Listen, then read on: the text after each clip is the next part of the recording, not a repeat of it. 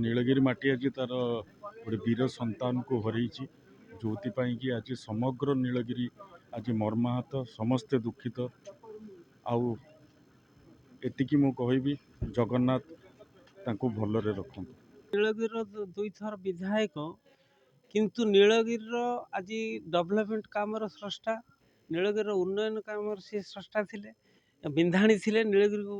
गढ़ी उतोलिबार सी बिंधाणी थिले अक्षय कुमार आचार्य नीलगिरी आज जहाँ भी डेवलप काम आरंभ होती समय ही आरंभ होती सी जो कार्य कर कार्यशैली बहुत थिला से मो नीलगिरी कहती मो नीलगिरी दुखिनी नीलगिरी एवं ए नीलगिरी केमती आगे नापी से सर्वदा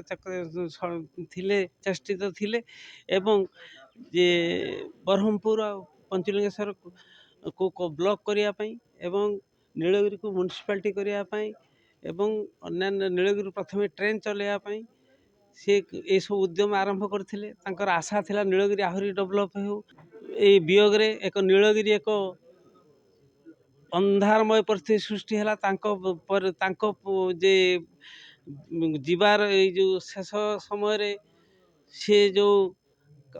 आशा थिला बहुत कार्य करने एवं जे जगन्नाथ तांको आत्मार सद्गति करंतु एवं तांकर परिवार को सद्बुद्धि दियंतु तांको साहस दियंतु। नीलगिरी प्रति निहाती गोटे अत्यंत दुखद संवाद। नीलगिरी निश्चित भाव में गोटे बरपुत्र को हरैला बहुत दिन धरी से नीलगिरी सेवा करछंती अत्यंत अमायक और स्नेही आउ जिते जेठी देखिले भल मंद कथा पचारती नीलगिरी एटा कर सेटा कर विभिन्न प्रकार से डिमांड करती जे यही सब जिनस करा मो समय मुझे करी